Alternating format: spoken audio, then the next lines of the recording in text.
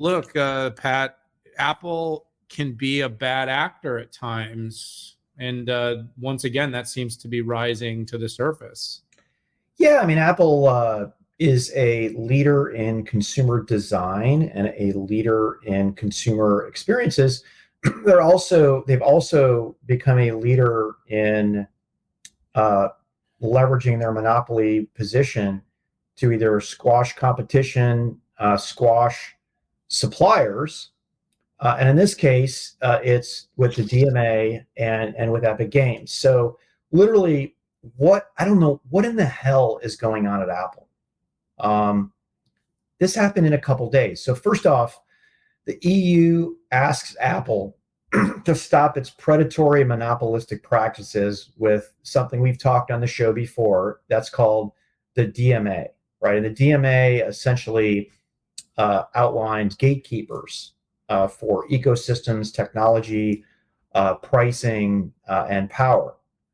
And they asked all monopolists, by the way, it's not against the law to be a monopolist, it's against the law to limit competition if you are a monopoly. So Apple kind of sort of maybe complies and says, okay, if you stand on your left foot and put your hand on your head and spin around a few times, then okay, we'll let you put a payment mechanism in there. We'll let you set up your own store in here, right? So Tim Sweeney, Epic CEO, sends out a tweet that Apple doesn't like, and they actually put, this is not me making stuff up, this is actually Apple put in their response Tim Sweeney's tweet that essentially said that Apple management is completely screwed up. They turned off Epic's right to publish their app store in the EU. Turn it off. They rescinded their developer contract, Dan. They cut them off. In a shocking speed, the EU, which typically, if you look at the Adobe Figma, operates at glacial speeds, really slow, fast tracks an investigation into Apple, right?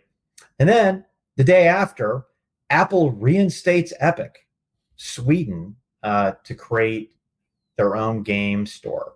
And I got to tell you, if this was a one-off, Dan, it would be one thing, but it's just not. I really, really think regulators should just take the double or the triple take. Who cares about a $1.3 billion judgment? Apple makes that, I don't know, in half a day, Dan. Like, fines just don't matter. Do they break them up? Do they put other restrictions on them? I think bringing in alternative app stores into iOS globally should be the next step. Is it going to be as pristine? No. But charging 30%, 20, 30%, and yeah, I know lower for very small companies, for something that you created how many years ago and you literally invest nothing into? The App Store is basically streams out applications, does a security check. By the way, it's not great, as we've seen from all the nefarious apps that Apple let in. I think we need change, Dan. Bigger change. Oh, you listen. One final thing. The guy that wrote a beautiful article about this, and get this in the show note, is Dean Takahashi. He's at VentureBeat. He's been there forever. I've known him almost 25 years. This guy never gets excited. He just never. He gets excited about a game, but he never gets excited about that. He wrote an opinion piece on VentureBeat that you really have to read. And it's very long, and it also talks about what does this mean for the Apple Vision Pro App Store, right? Like, should developers get on? Yes or no? I don't know, Dan. I keep waiting for the shoe to drop with Apple. I've read, by the way, I was part of the Apple ecosystem Steve Jobs put my product, the Compact Presario 4540, on stage, flashed it up there during his iMac launch. So yeah, I'm kind of part of Apple. Did I also tell you Apple tried to recruit me in this same time frame?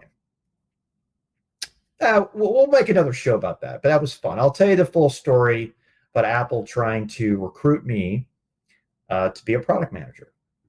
You would have been a darn good product manager at Apple. But I think I would have too.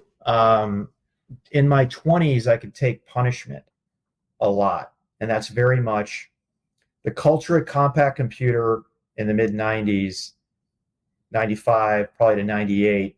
And by the way, Apple almost went out of business, and they required. Hey, you remember who wrote him a check? Microsoft. Yeah, bet you they regret that now. Oh my gosh! But the feds were so on Microsoft's back, they had to. But Microsoft could have literally stopped doing applications for the Mac and killed it. There's a couple companies you could write a check for, maybe help out.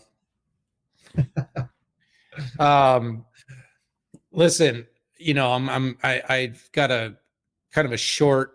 This is actually very contrasting to what I believe, but I want to just kind of put another side out here. I believe Apple is not only a monopolist, but continuously and pervasively acts in ways that are non-competitive everywhere in every opportunity. Qualcomm. That's just one of, Imagination Technologies. But they've got everything from small companies that they've used supplier power to put out of business to bigger companies that they've used non-payment, threats of legal action. But here's the thing, and here's why antitrust needs to be completely rethought. And I've said this before on this show. This isn't new. We've talked about this. But the reason it doesn't work is because in order to drive competition, we also have to deal with how are consumers being harmed. And what do I mean? Well, the bottom line is this. The consumers like the App Store.